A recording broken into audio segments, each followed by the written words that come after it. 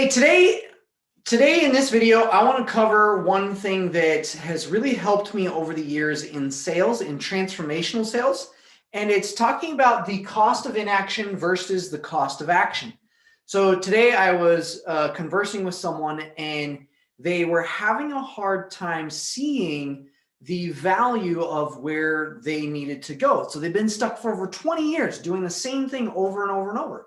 And I thought, okay, well, if someone hasn't made a change, it's because they haven't seen the value of the change and their pain isn't strong enough.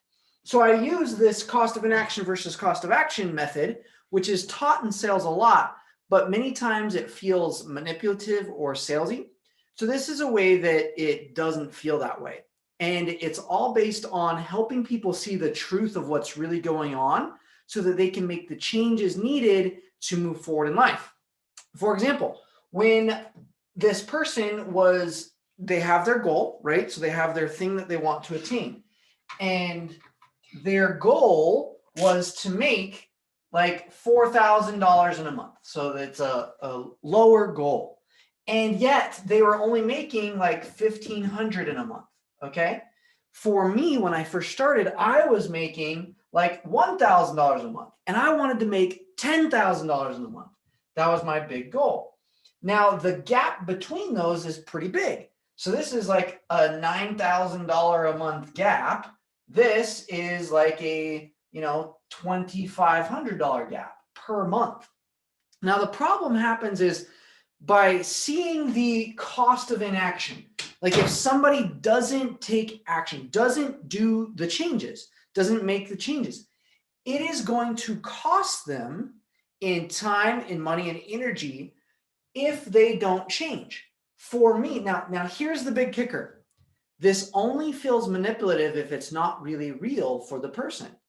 So if I am truly trying to help someone move forward, I got to make sure that they're fully committed to their change, not to your program, not to what you're selling, but to themselves so that they can make a change necessary to actually go do what it takes.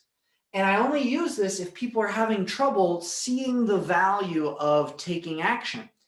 And so with this person I was communicating with today, she was stuck at this place for $1,500 a month. She knew that she's been here for like 20 years, struggling, barely making ends meet. So my goal was to help give her perspective. And I said, okay, so like how committed to you are you making this happen to where you're literally going to be making $4,000 a month, getting out of this struggle cycle? 0 to 10, 10 being 100%, 0 being not at all. And she's like, I'm at an 8. So then diving a little deeper, figuring out like why she's not at a 10 for this. But if she's really at a 10, then I can help map out why it would be wise to invest in a program, do what it takes to get out of that cycle. So if this is a really real goal and they're really committed to it, this is the biggest part. They've got to commit to the goal and it's got to be real. Most people's goals are just fake ideas, their wishes, their whims, and they don't actually do what it takes because it's not real in their head. And they doubt themselves. They don't believe it's possible. They fear, they negate what they're going to do, and they stay stuck for year after year after year after year. That's where I was until I realized I was spending, it was costing me $9,000 every month to stay stuck. My addiction to struggle, my addiction to $1,000 a month, my addiction to not moving forward, to not investing in myself, to my addiction and fear, my allergy to success kept me and that's an expensive allergy and addiction. $9,000 a month, it was costing me. And it has to become real. Like I had to get to the point where I was like, is this really real or not? Am I going to do this goal or not? Is this just a wish, a whim, or is this something I am fully committed to do? And if it is something I'm fully committed to do, then I am literally spending $9,000 a month from not taking action. I am taking $9,000 and burning it. That's the cost of me being stuck, of being committed to suck and stay in my junk. So if people don't recognize that, it's because it's not a real thing yet. And the pain is not enough. People only change when the pain of the problem becomes greater than the pain of the solution. So if the cost of action, the cost of inaction is $9,000 a month, the cost of action is time, energy, money on whatever systems, products, coaches that I need to invest in to make that shift. So if my program is only $5,000 or $10,000 for the guy I signed up for back in the day, it was like a $35,000 program. And in my mind, I was like, okay, I'm wasting over $90,000 a year being stuck. So if I find a way to come up with 35,000, it's no big deal, like in the grand scheme of things. Cost of action, when the pain of the problem, cost of inaction, so the pain of the problem, right, is $9,000 a month per month, and the pain of the solution is only, let's say it's $3,000 a month.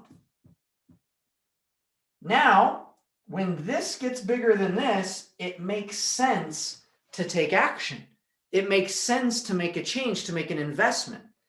And for someone who is stuck, we think that this feels like a big number. The pain of the solution, which is cost in time and money and in energy.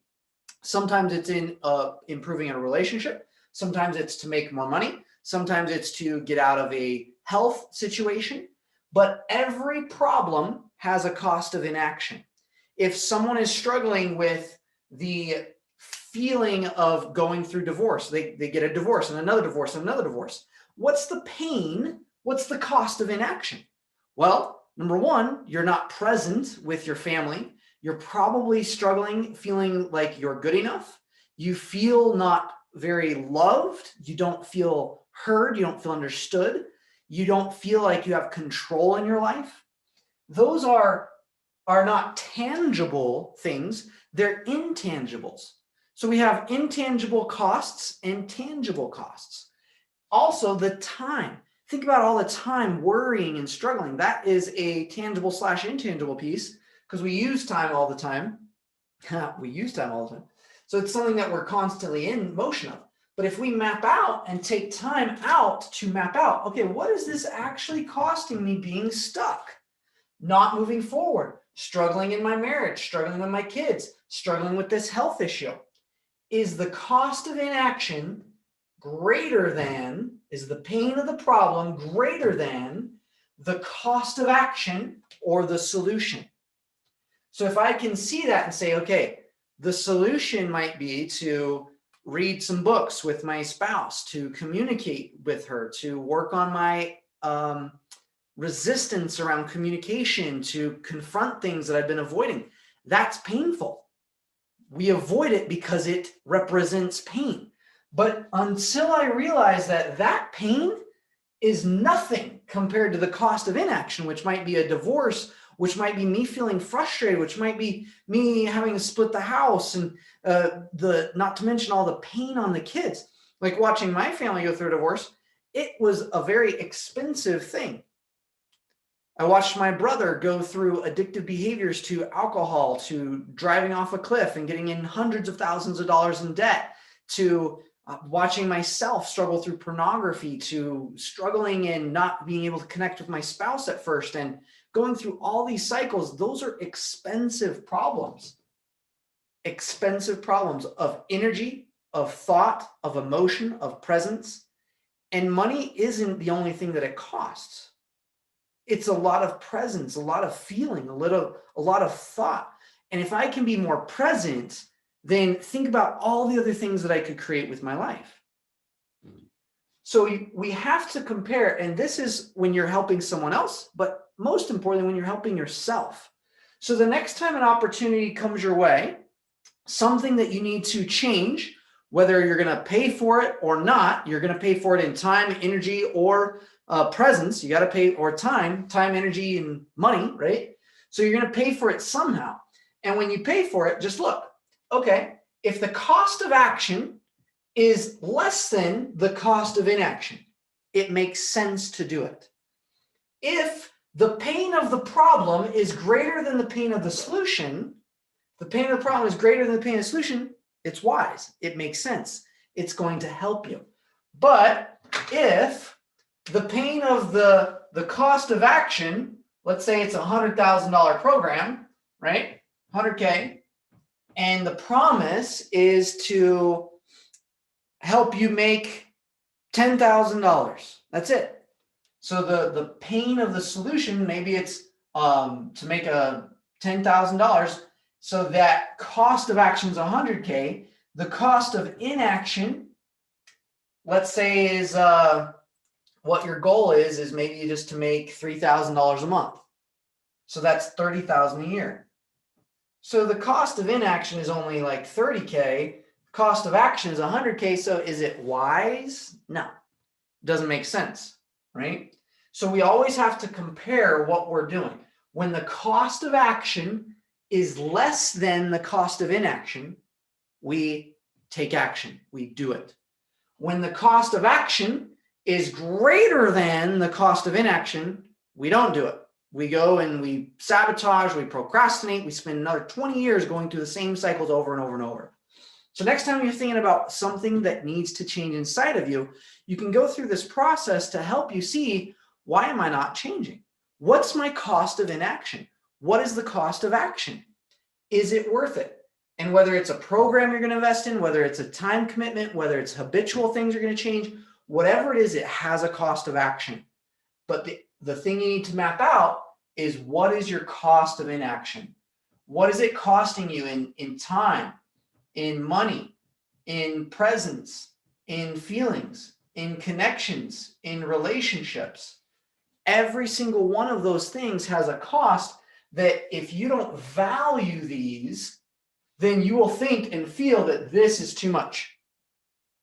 So if you ever feel like, oh, that's a lot of money or a lot of time or a lot of energy to go shift something, change something in my life, what you don't realize is you're already spending it, wasting it somewhere else. So it becomes a choice now that instead of just letting life waste away and costing me in all the missed opportunities, now I can go create what I want and become a victor instead of a victim to my world of what I want to create, whether it's a relationship, health, or finances. Cool? All right. So hopefully this helps.